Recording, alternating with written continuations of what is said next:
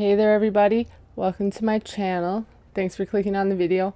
I hope if you like it you'll subscribe and comment and all that fun stuff.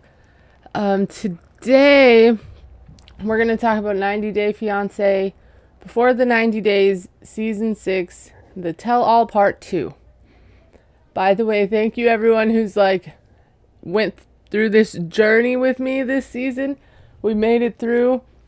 I definitely have a lot of thoughts about this one. Most of them aren't great as far as what was the point in this tell-all, but we'll definitely get into that. And at the end I'm going to talk about some of the things that they didn't address that I wish they would have, and I want you guys to let me know what your things that they totally skipped over that it was like, what? Anyway, so we pick up where we left off. Sean asking Violet if she's pregnant with Riley's child. She says, it's sensitive. She says because she's old and has bad health that she couldn't keep the pregnancy, which, I saw that coming a few episodes ago, I believe. And I know it's really insensitive for people just to jump to that, but she didn't want to go to the doctor. Like she said, she's older, which older people can get pregnant. I know that's a thing. And Riley's medication. And it just seemed like a little shady, the whole situation. She didn't really have any proof.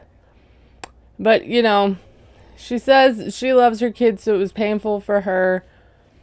And, I knew that's where this was going. But I still wouldn't wish that on anybody, and if that really happened to her, it's very sad. It's just really hard to tell with her if she's being honest, unfortunately. And a lot of the women on stage are looking sad. Sean says, okay, so just to be clear, you were pregnant with Riley's child, and she says she was. So she asked Riley if this is the first time hearing this about her losing the baby. And he says that it's the first time he's hearing that it was a loss. And then she says something about it was done because of her health. Or she lost it because of her health, not on purpose. So that's weird. And then Sean wants to know how Riley feels seeing Violet so upset. And he's like, I hate to feel this way, but until he feels like he understands what happened, he can't emotionally attach, which it's like, well, at this point, you don't have to, She hasn't answered any of his questions per usual, and he's just suspicious, I guess. Tiffany says, as women, we've all been through things, and being pregnant by someone you're not getting along with is scary. And then she flips sides. She's on Violet's side now. She thinks with the timeline and everything that it could have been Riley's, or it might have been. Riley just shrugs it off. And, the cast has never been so silent in all their lives. And then Violet goes on to say, she didn't get in touch with him. And she was fighting with herself between, telling him and not telling him. Because in Vietnamese culture, they love their children and want them to have a mom and dad. So she told him. And I'm like, well, that's all cultures. I think most cultures love their children and want them to have both parents. It's not ideal to not want that. So anyway, Jasmine finally pipes in and she tells Riley, well, he's no angel either. He has a temper and he has issues. He says that he didn't want to hold anything against her. And he told her that he needs to understand this so he can accept it and move on. Violet's like, yeah, I feel a lot lighter now that she could share this and make everyone understand. Which, that's a pretty final end to it. But I don't think we understand anything. Sean then asked Riley what's next for him. And he's like, well, Violet's coming to the U.S. and she went and got her own tourist visa all by herself without his help.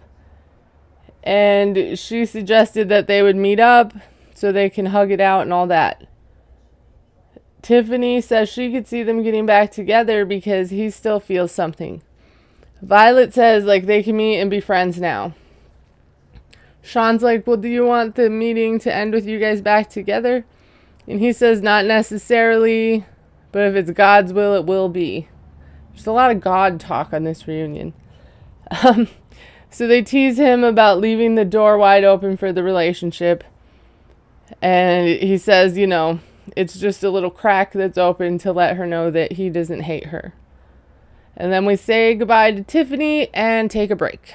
So they're all backstage eating, and Jasmine starts off saying, after all this, and maybe Jasmine shouldn't be the one to tell him this, but after all this toxicity, why does Jasmine still feel in her heart that he wants this to work out with her?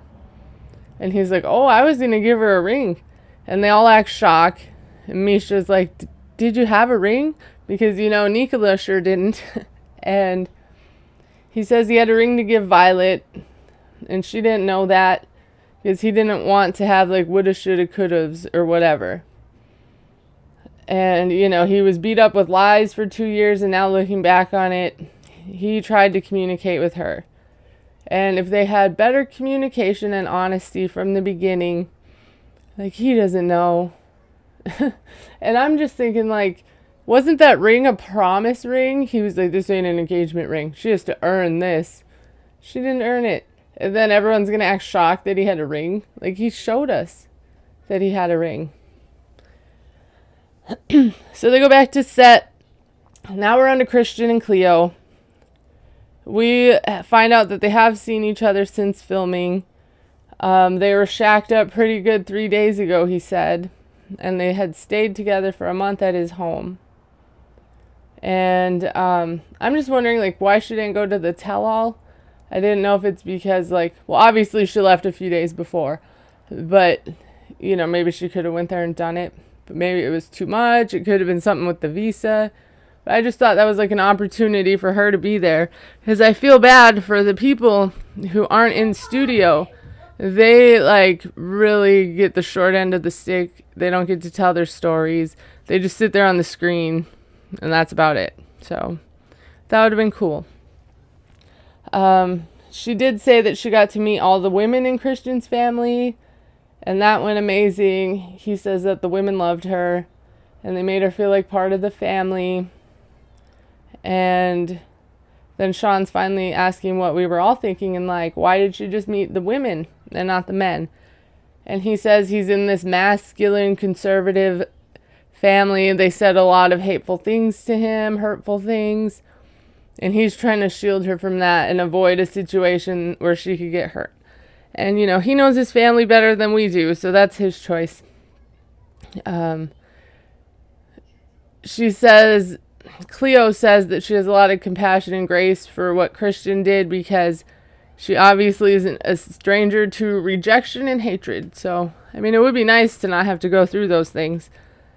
Then they bring Jane up on the big screen so we can find out how she feels about Christian now.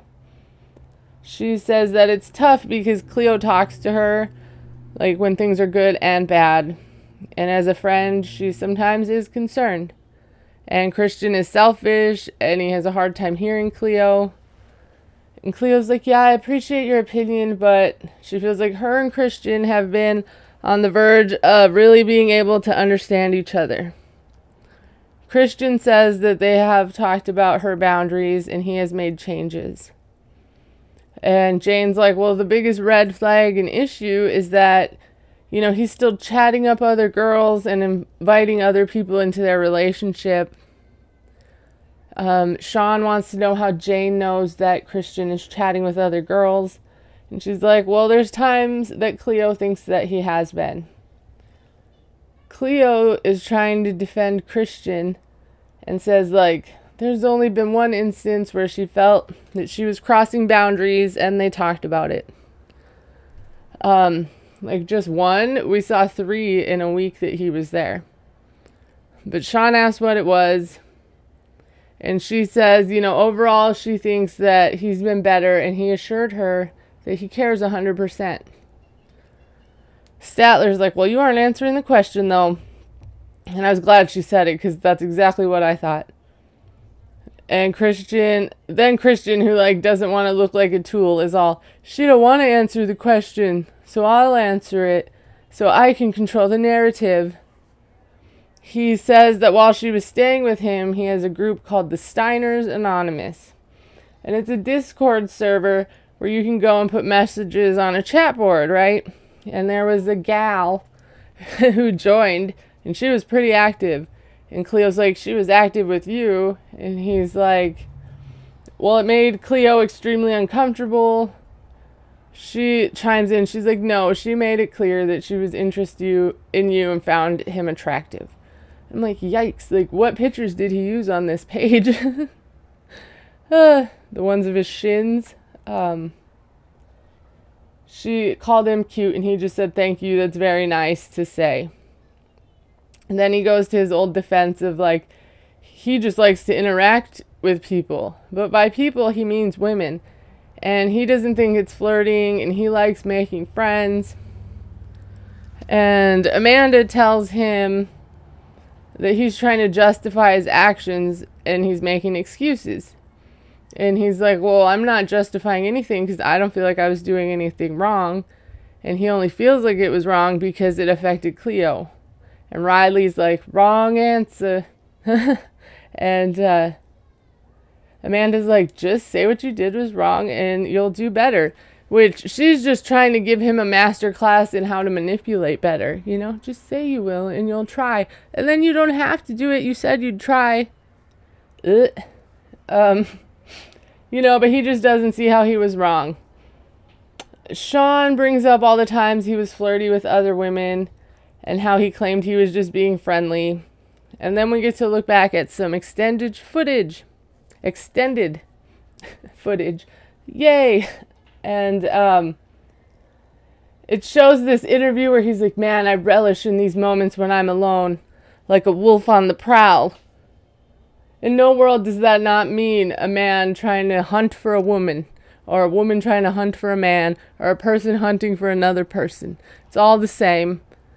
It's either, you know, what you're attracted to sexually that you're on the hunt for, or food. And he was drinking. So he was drinking his calories that day. So he's a wolf on the prowl, and he's also in the bar telling the American he invited to Thanksgiving that he came there to meet his girlfriend. And, you know, he met her and she's real. The girl asked him if he's gotten feedback from her, if she thinks it's going well. He's like, there's been a couple of hiccups and miscommunication. Okay, I had to rewatch this. I had to ask someone else because what he says next just never got addressed. Okay, I'm real upset about this. This is my first thing they didn't address that I'm real upset about. He says, like the time I wanted to tell everyone that we were intimate and she didn't. Like my jaw hit the floor. I couldn't believe it. And the girl's like, oh, so you just want to broadcast it to the world? And he's like, no, not like that. But eventually he would have to tell his Steiners. Remember his group from before with the lady who thought he was cute. And I'm like, oh my gosh, this is the official Minnesota F-boy Discord. Where they go in there and brag and talk each other up. Sickening. He says it's a community of like-minded people. And if you're a cool person, you're a Steiner. And him and his buddies created this. And they had a code word. Instead of saying, like, they got some or they got laid, they would say, like, oh, I got some Stein. Which is such a high school boy thing to do anyway. It made me sick. And then the fact that he flip-flopped the story about their fight tells me he knew he was wrong and it wasn't a miscommunication, and that he would look like a dick face to this woman if he told her, well, I didn't want to tell people I slept with her, but she did. So he flipped it around to make himself look good. And not one time after seeing this, did anybody say anything about it. At all. Nothing. Nobody said nothing. I'm still upset. But who's not upset? Statler's happy to be hearing this, you know. about like the Discord and the Stein, and because like Statler and Christian are basically similar in that way. The girl at the bar says that that's awful, and he's like, yeah, you're gonna think I'm an asshole, and she's like, yeah, it's leading that way because he is one. Who does that?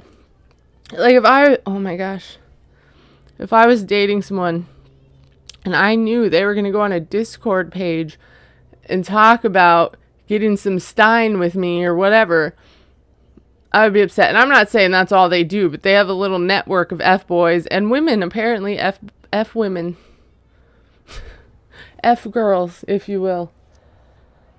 So, the girl at the bar is like, well, I wish I could stay longer, but I gotta go. And he's like, wait, before you go, can you come to Thanksgiving?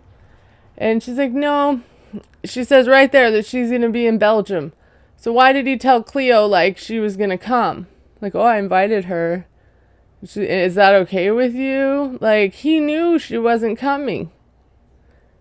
And then he's like, oh, you want to add me on Instagram? She reluctantly puts it in and runs off. Everyone's like, oh my gosh. And he's like, is it really that bad? Sean wants to know Cleo's thoughts, and she says that it isn't okay. He crossed a lot of boundaries, and she just feels like it's a bit much. And she was noticing long stares and flirty behavior. And I'm like, well, what about the lie about your guys' argument? Like, nobody picked that up. Not one person. And she also didn't bring up the stupid group where he brags about getting laid or whatever. Rasvin chimes in to ask a question, and he's like, what are you doing in bars talking to other girls, you know? And he's like, I'm not introverted, and I crave being with people and socializing. And, you know, Cleo feels like with him being like this, she's never going to be enough for him. And he's like, that's not true. And Misha is like, that's how she feels. And then Sean finally does her job slightly and was like, well, what about the wolf on the prowl comment? Dempsey says it's disgusting. And he's like, I didn't mean it like that. Amanda's like, there's literally no other way that can be taken. And I have to agree with her. Like, literally, that's what it means. You can Google it right now. What does the expression wolf on the prowl mean? And I'm sure that's what it would say. I'm not going to take the time to do it, but maybe later I will. You know, he's like, if I'm in London to see my girlfriend, why would I try and go hook up with someone? Where would I even do that? And Dempsey's like, that's exactly what you were doing. Misha, it's like, you invited her to Thanksgiving. And he's like, with my girlfriend and her friend.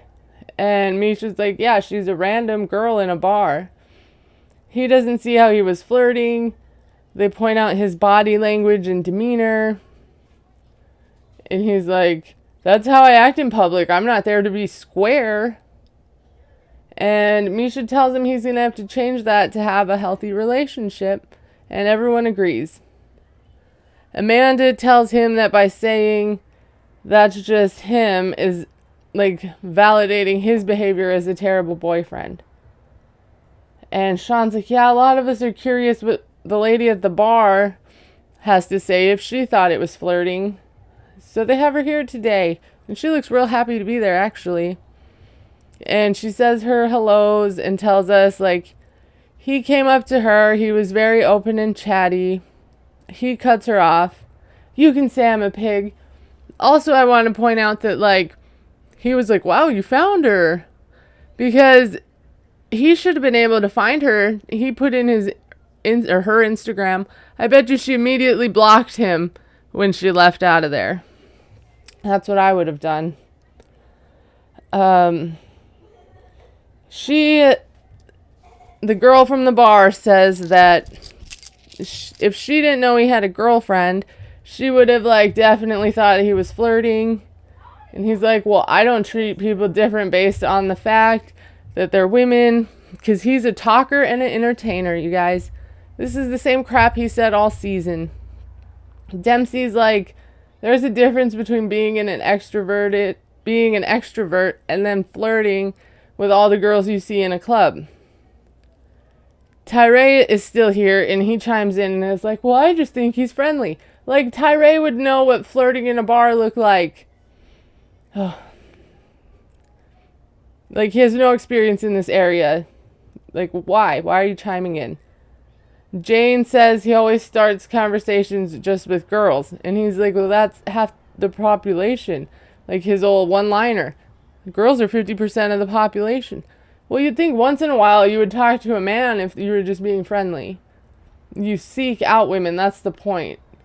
The point isn't that it's a higher chance. There's not even a higher chance that it's just women there. So your argument sucks. Jasmine says that she has dealt with a lot of Christians in her day. And they just approach, and she says they're trying to fish.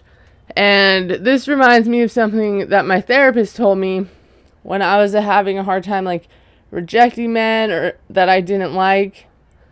You know, like, I would feel like if they were hitting on me, I had to, like, reciprocate because I didn't want the argument. I didn't want them to be mad at me or feel bad or feel rejected.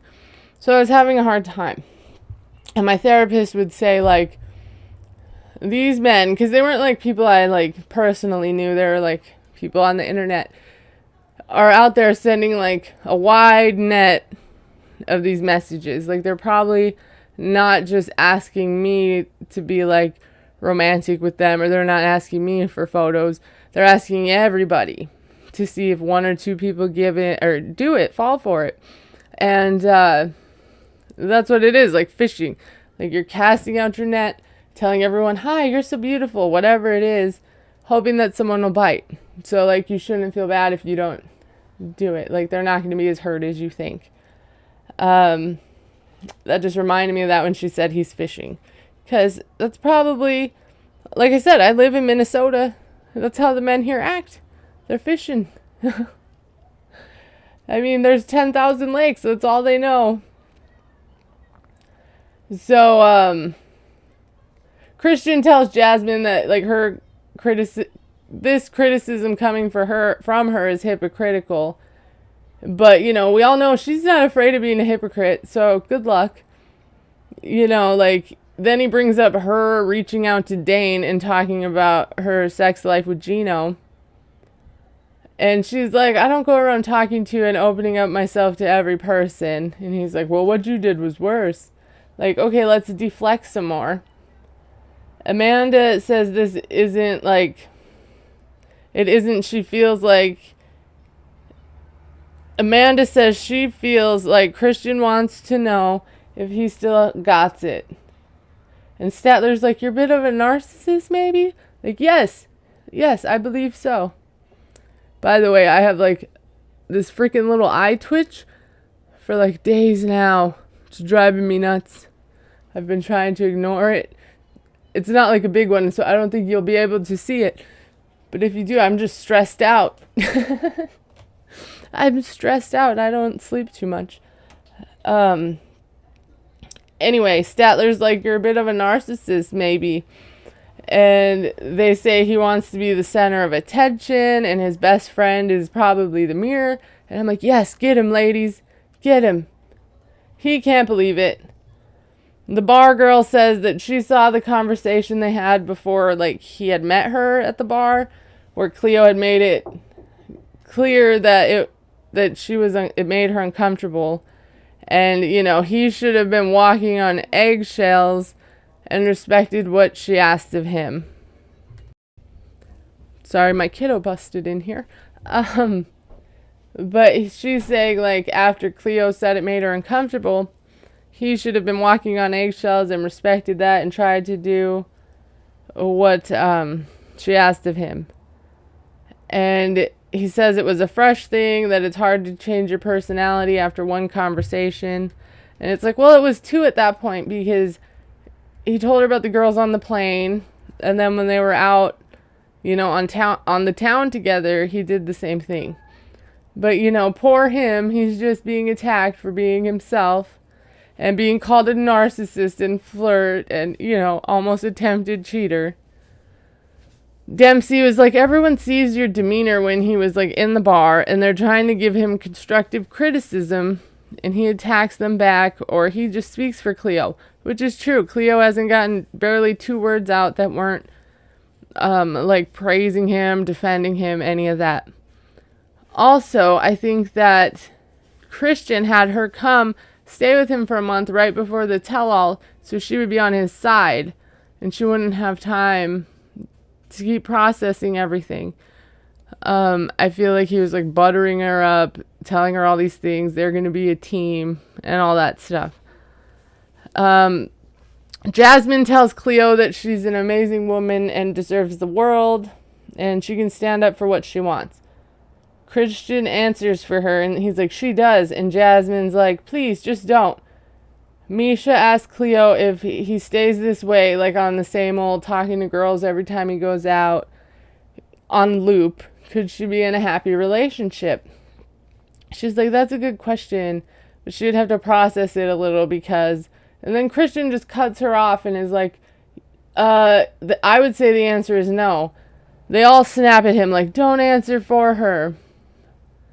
Cleo says she isn't willing to withstand it for as long as she has in the past, and she thinks Christian is aware of that. And I'm thinking, well, why are you withstanding it now if it's something you don't want to have to withstand? I've never been like, I'm withstanding this man's love today. I just can't take it. Sean's like, says her famous, I don't think we're going to resolve this tonight, so let's move on. And, what did they didn't talk about how he said he was mad at her for not talking about their intimacy, but, whatever. Sean asked them if they have plans for the future. He says that she wants him to go visit her in London, but the truth is he would rather her come here and not just to come visit. And he's like, we've already gone through the struggles, but there's a question he hasn't asked her, like, would she be willing to marry him? And I'm like, wow, how romantic. Like, Nicola did a better job. Everyone's shocked. Riley's like, you stand up and ask her. He asked her that, like, he was like, will you pass the salt? Would you like salt? I don't know. He's like, if it's an official proposal, it'll have to be done in person. And he just wanted to make himself look like less of a, like, asshat. And Cleo says that this is the most surreal thing in her life. She's like glowing. She lit up. She doesn't remember any of this crap she just found out about him. What he said, wolf on the prowl. Why? Because he breadcrumbed her and dangled a carrot in front of her face. Like, will you marry me? I'm not asking you, though. It's for the future. And he's like, yeah, like, considering everything we've been through, like, would you consider it? It's just manipulative. And she's like, you're everything to me. You're the sun to my moon. And she accepts all his weirdness and quirks, and he just needs to ask her in a better way. And he's like, yeah, one of these trips you can expect a proposal. Jane, she's shattered. She's upset. And Christian's like, I'm getting this ball rolling. And this is called breadcrumbing. Sean's like, okay, so possible engagement in K1 on the horizon. And she's like, bye, Jane. Bye, bar girl. Let's take a break. Backstage, Christian says how surprised he was that they brought the bar girl out. And that's when I'm like, yeah, because she probably blocked you. And Riley's like, yeah, she's really attractive. He thought that Christian was in trouble when she came out. He's like, oh, she has curly hair. She's not my type. She's not your type because she rejected you, I'm sure. Amanda's sitting over there like, dang, why did I straighten my hair today? I could have used a couple hours less. Threw in some curls. Jasmine's telling him that he thinks he's innocent because, it's not his intention to cheat. And she feels him because when she goes out with Dane, it's not her intention to cheat. But, maybe they should consider how their partner feels about it. And, like, she's just saying that now because she's in America and she can't see Dane. She doesn't have a choice. She also tells us that, Jasmine tells us that she has a mother instinct when it comes to Cleo. So, he better be serious about the proposal, because if he's not and he breaks Cleo's heart, she's going to go after him. And, I believe her. Now we get to talk to David and Sheila. Sean asked Sheila what they've been doing since he's been back in the States.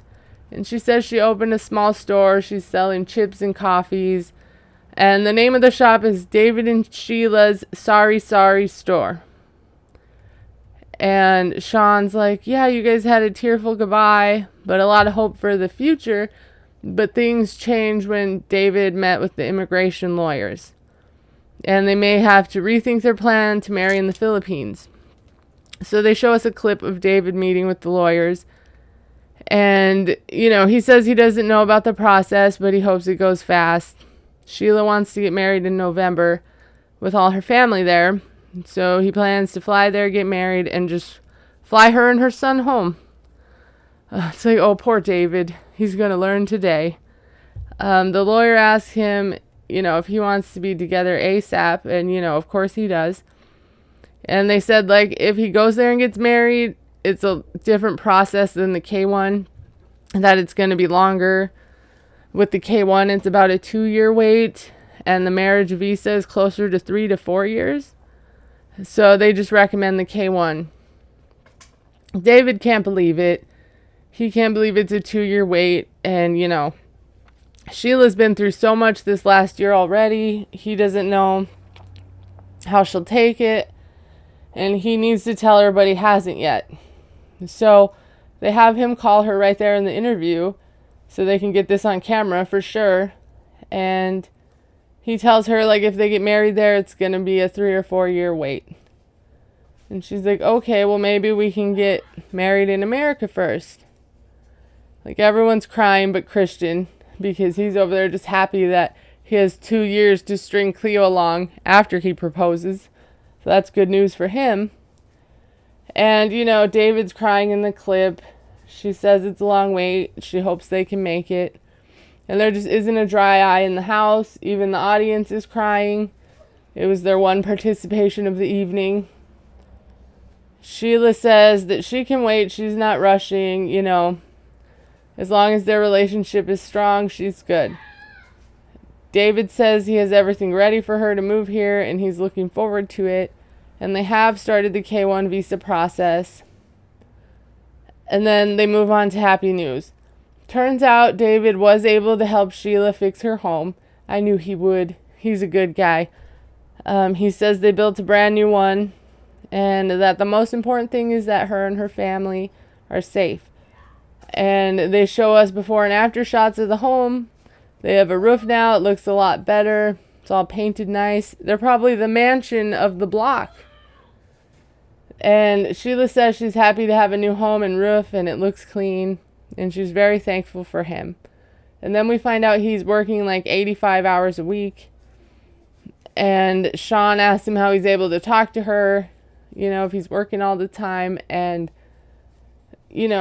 how do they communicate? He says that he's always texting her at work. Then they move on to the other subject of Amy, and how Sheila was worried that they had a deeper connection than just translation. First of all, Sheila said she was jealous, not that they had a deep connection. So they're showing the clips of her being jealous, and Jasmine keeps chiming in. We know you know that feeling, Jasmine, okay? First thing Sean says is that Amy said it took her a month to learn sign language. David thinks that's impossible. I have no idea, so I'm going to go with David.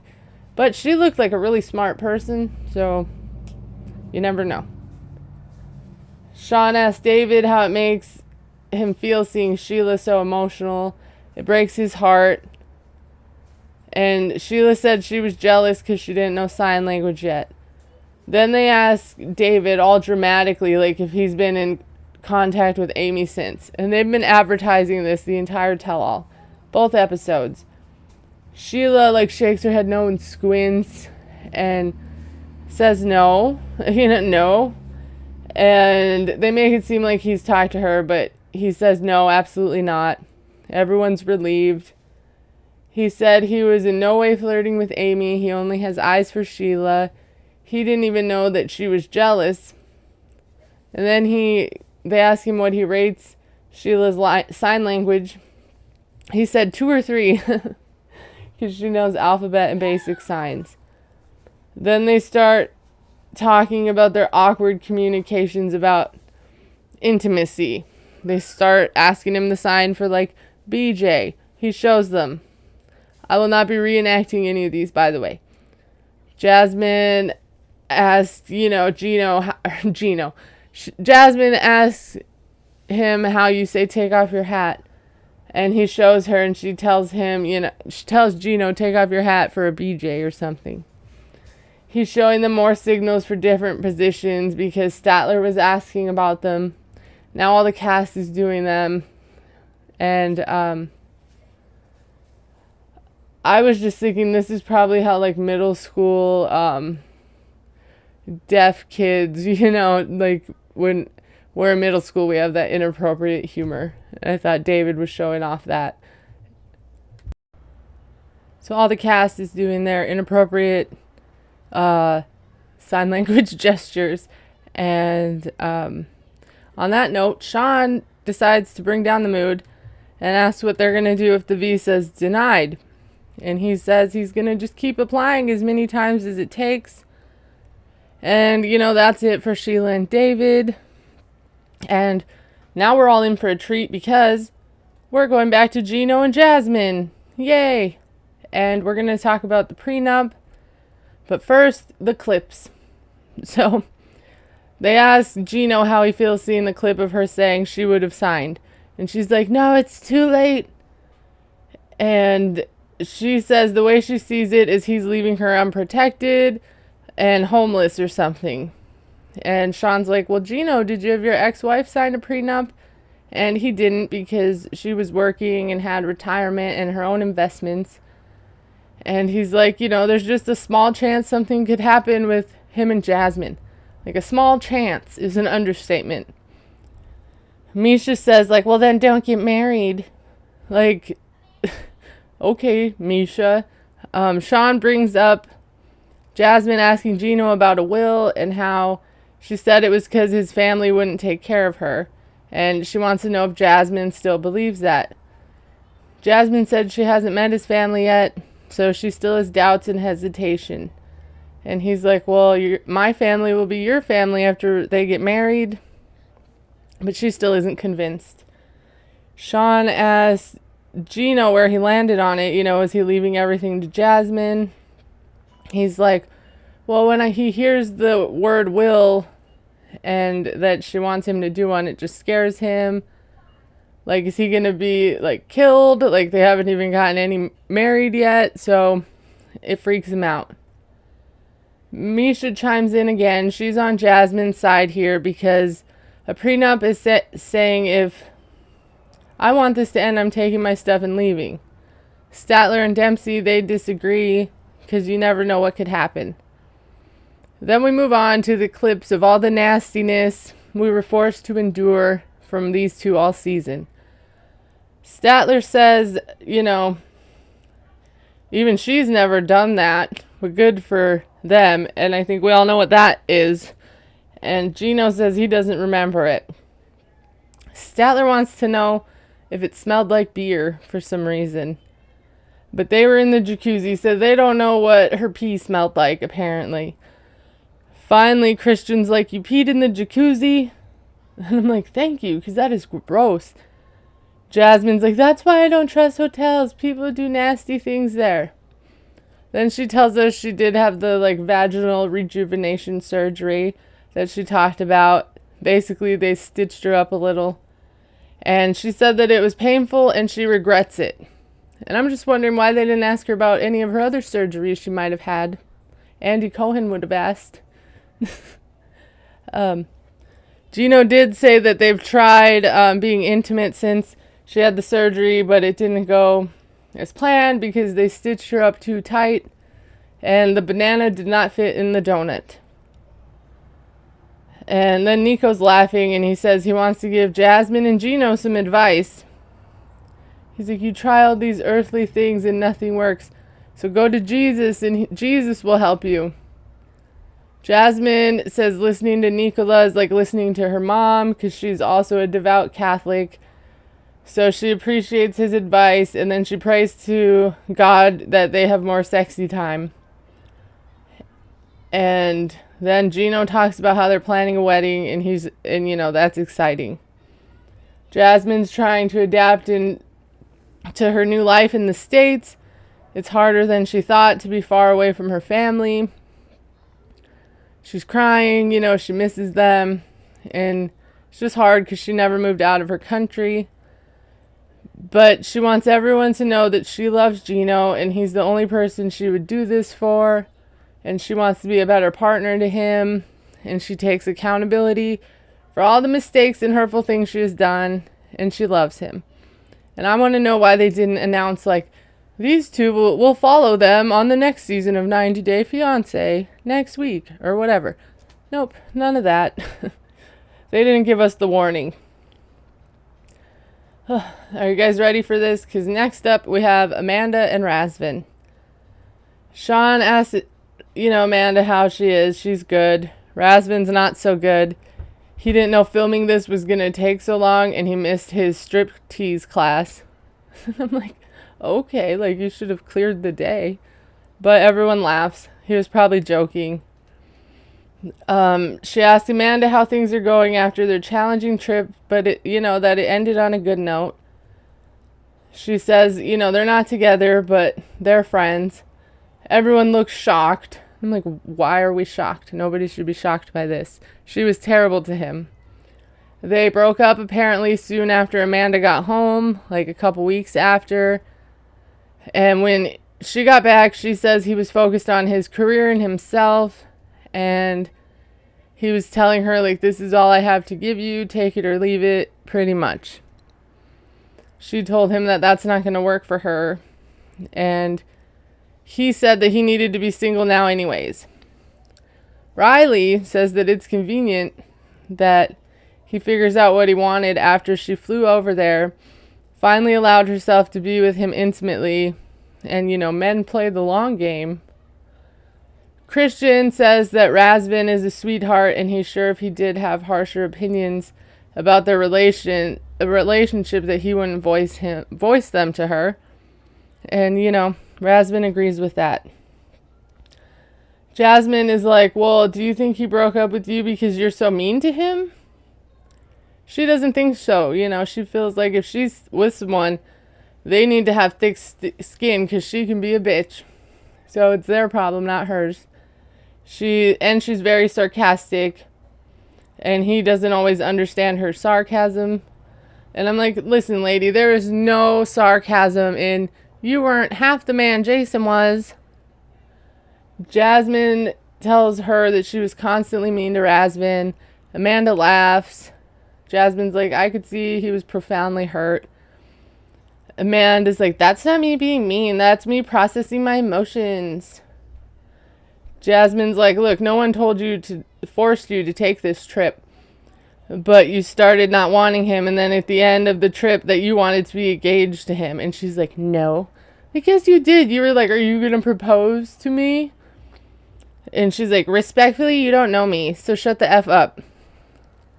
Like, okay, but you did want to be engaged to him, lady. Jasmine, she doesn't want to respond. She said people can draw their own conclusions. A lot of people will agree with her. I agree too. Amanda's like, I wasn't a crybaby the whole time. They did have fun. Like, we didn't say you're a crybaby. You were an asshole. There's a difference. And she was going through a lot, meeting him for the first time to see if he's someone who she wants, in her future, and it was serious for her. Like, well, it was serious for him too. Excuse me. So, then Amanda's sister joins to give her side of how things have been since Amanda got home. She wasn't surprised by the breakup because they fought a lot, and she felt that they should have been excited and happy and all in love in the beginning, like the honeymoon phase. So she was shocked that they were fighting so quickly. Sean asked like how she feels about how he treated Amanda. And like, he treated her better than I would have. The sister says that she wished he would have let her know prior to going, what he was going to do and how he was going to do it, rather than waiting till she got back to break it off.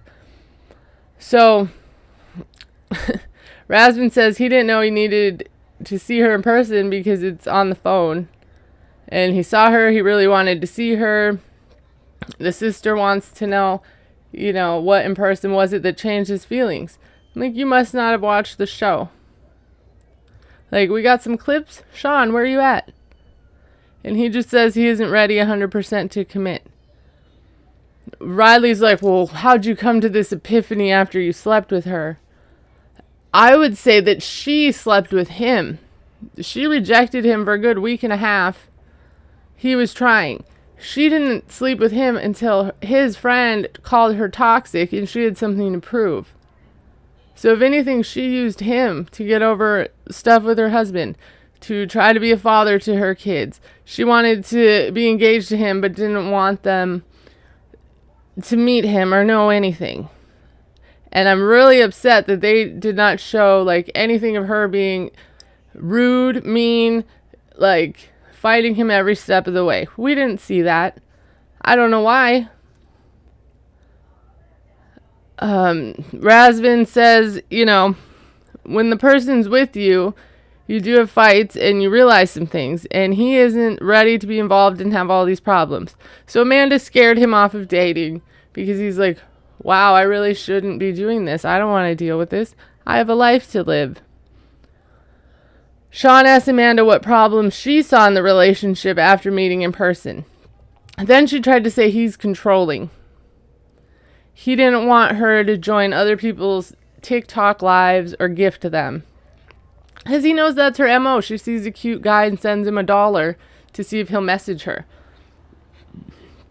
The sister jumps in and is like, no, there was reasons for that.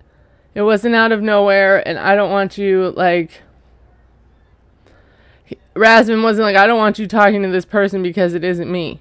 And then she's like, relax. Because she's about to blow up her spot. And she says there's reasons that he put rules into place because it was causing strain on their relationship. Amanda, she looks guilty again. They ask her what she means. And she's scared of Amanda too, so she doesn't want to make her mad. And Amanda keeps saying, relax. And then she's giving her the death eye, like, relax. And I think that's code for shut the F up. Sean asked Amanda if she was reaching out to guys or what. The sister's like, well, it was just really one main guy that she had been really good friends with that Rasvin didn't want her to talk to, and they fought about that. She says the relationship that Amanda had with the guy was romantic for a second, and then it wasn't. Amanda's like, I don't think it was romantic. She thinks they're just friends, and she doesn't know why her sister would say that. It was more flirtatious. Apparently, this is news to Rasvin, and he didn't know that she was flirting with this guy. And I'm like, oh my gosh, I cannot wait to never see Amanda's face looking like she's a scolded child again. I'm so sick of her. The sister said he had suspicions, but Amanda denied it, and she never really told him. So, sorry if I popped the bubble on that. No, by all means, tell us more about how terrible she is.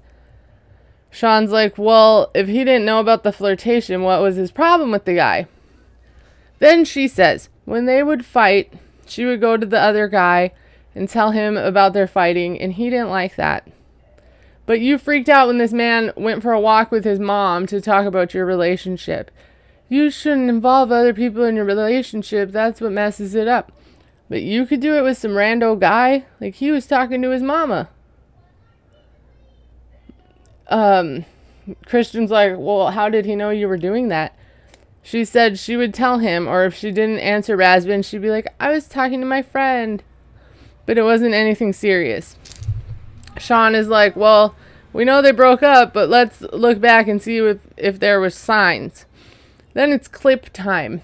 And they're just showing clips of things she saw, like things that would concern her, like him wanting to move to America since he was a kid. Big deal. Or him telling the shop lady that he wanted kids. Like, how about her being a raging, ice queen, narcissistic, asshole? I don't know. Like, let's see that. How about we show that? Amanda brings up how she saw him say that he was telling her what she wanted to hear about the kid thing, which for sure isn't right, but I think he thought it was something they could figure out down the road. It's kind of the same like with Statler and Dempsey. Apparently it's a touchy thing. She said that he, in the beginning, said that she has 2 kids and that's fine. So she was surprised that he later said that he did want to have kids. Once again, Riley's like, the long game. Like, okay, Riley. Rasvin doesn't need to play the long game. He seems like he took time not to date after he got a divorce. And the first time he tried to date, he was blessed with Amanda. But by no means could this man not get women constantly if he wanted to. He's not a bad-looking guy. He's young. He's very attractive. Riley's the one who plays the long game because he's manipulative and calculating. He says, he told her what she wanted to hear to get her out there. But, I'm going to give him the benefit of the doubt because his tears are genuine. Like, Riley is the best judge of who's genuine and what tears are genuine. Like, shut up, Riley. You don't know anything. So Riley's not going to act like he doesn't have feelings or emotion. But, it doesn't make sense to Riley, along with everything else in this man's life. Like, can someone print him off a t-shirt that says, that just doesn't make sense to me. That's not adding up. But it doesn't make sense to him that all of a sudden, after he got what he wanted, he realized that it isn't what he wants. Rasvin's like, yeah, it makes sense because they had problems. Like, did nobody see how she acted constantly? They're like not putting that into a factor at all. They're like, he broke up with her. Poor Amanda. He broke up with her after she got home. He was going to break up with her before she left, but she manipulated him into not doing that. He also says, he didn't break up with her to be with someone else. He literally, doesn't want to be with anybody right now because she scared him off. So then Sean brings up his visitor visa and, since they broke up, if he's still coming. And he's like, yes, of course. He's coming in 2 months. And after that, he'll apply for an O1 visa, which is like an artist visa. And he's planning to move here. So, we'll see. And, he says he'll see Amanda and he wants to give it another chance when he's here. I'm like, no. And Amanda's like, yeah, he asked if he could stay with me while he looks for a place. But she told him absolutely not. And he says they need to take things step by step. And, not move in together the first day he's here. And, he's always there if Amanda needs him. Then we say goodbye to Amanda's sister. And, they didn't let Rasvin talk. He didn't get to say anything. They made him look like some villain when he was the nicest person I've seen on this show in a very long time. And he was so patient.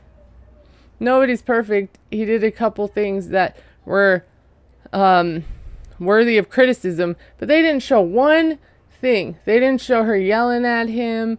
They didn't show her breaking up with him.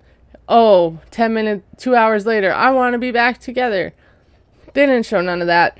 I thought it was stupid. So, then we move on to Tyree. And she's like, well, what's going through your mind, when you met the real Carmela?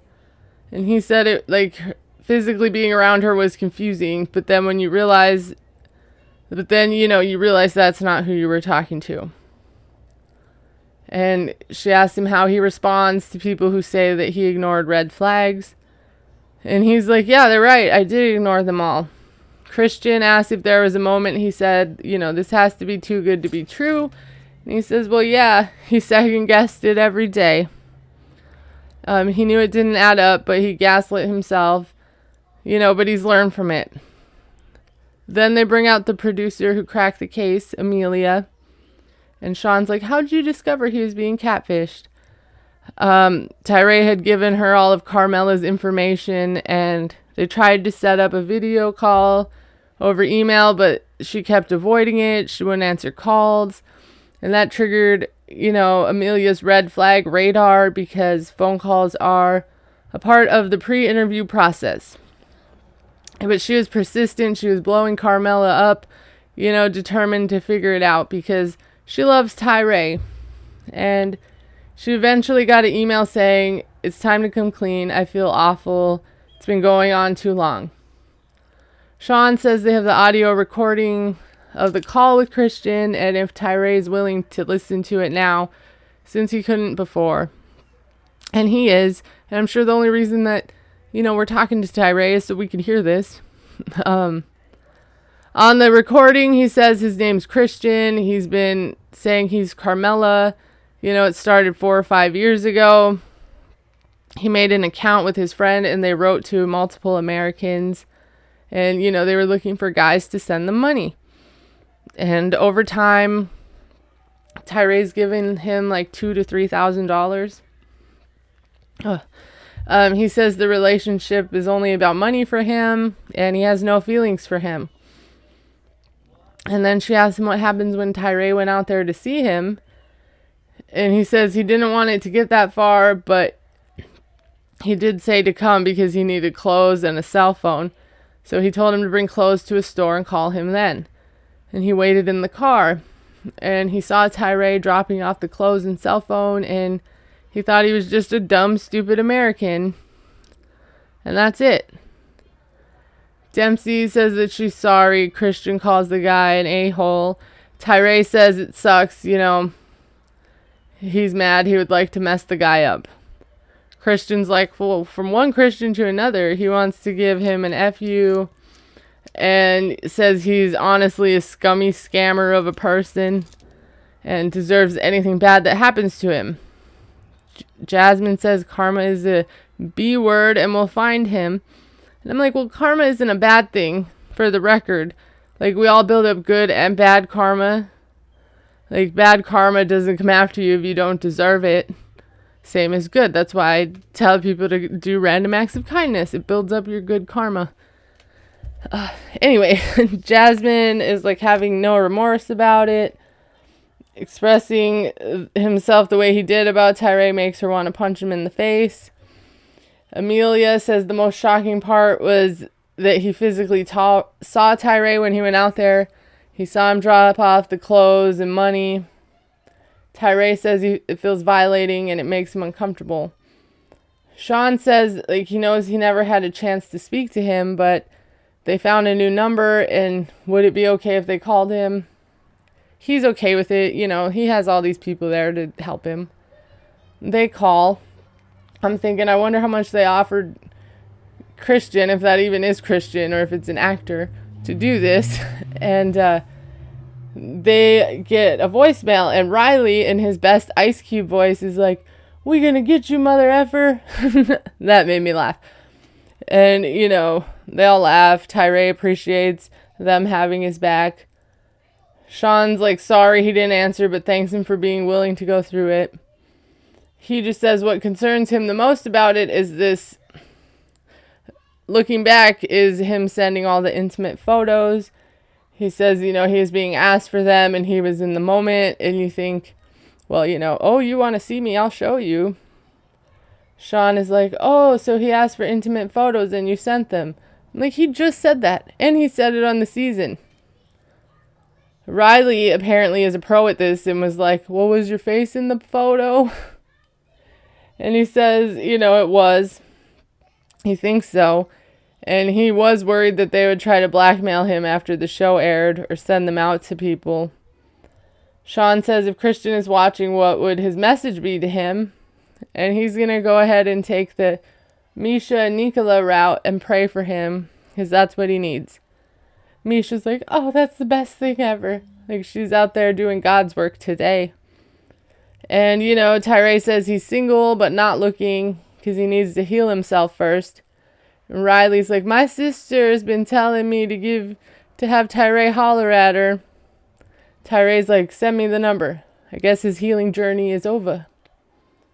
Then we say bye to Tyree and Amelia, and that's the end of the tell-all.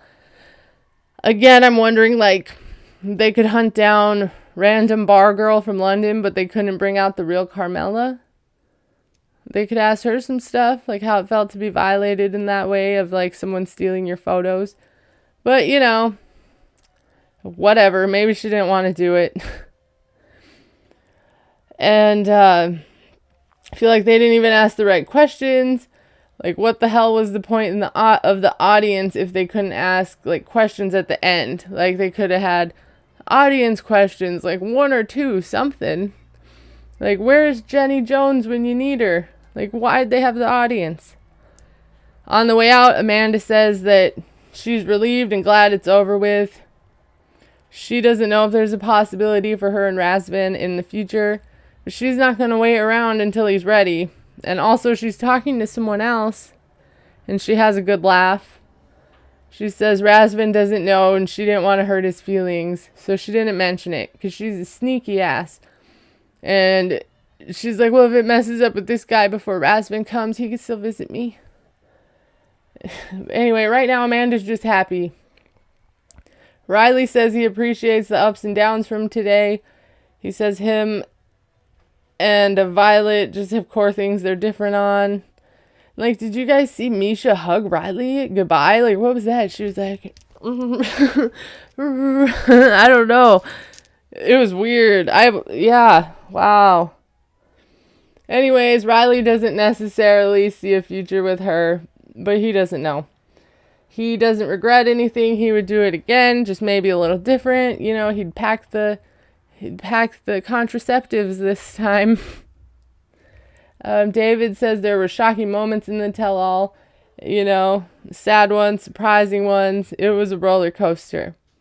He says now him and Sheila wait for the visa and hope it goes through, and then they can get married in Vegas. He's hoping for that, and he wants to start a family with her. He hopes they don't have bad news. I have bad news. Like, they didn't say she was pregnant. I was wrong all along. She looks pregnant to me. Like, her chest has tripled in size, and I know she didn't have surgery, I'm pretty sure. And, like, if she has a big meal, you could tell she's a very small lady. So I'm just thinking they weren't talking about it or something. I don't know. What do you guys think? Apparently, I just can't handle being wrong.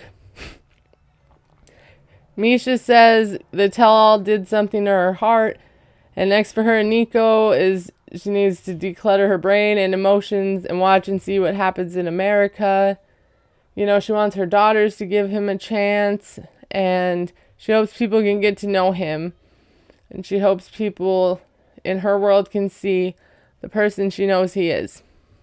Christian's feeling good. He thinks him and Cleo had a good resolution. She's sticking by him, so his plan of getting her to stay with him for a month beforehand and then pretending he's going to propose someday, that worked.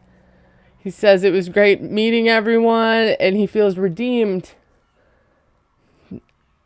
Statler says she made it out alive. She's going to go home and sell all her things and go on over to England. But their communication has to get better or they won't be able to stay together, living in a tiny van for sure. Gino and Jasmine are very much in love, but Gino says now this like tape thing came up and it put them in the wrong direction. But they have less than 90 days to plan the wedding, you know, and they are getting married. Jasmine's going to try and leave what happened in the tell-all in the past. And that's like specifically her Valentine's date, I think. Like, we'll pretend that didn't happen because nothing came. They didn't show anything of Gino doing nothing wrong. In fact, these people fought the entire season when they weren't like making us vomit. They didn't show one clip of a fight, her being like psychotic, nothing. But yeah, she's going to leave it in the past and maybe get some tonight, but she told us in sign language.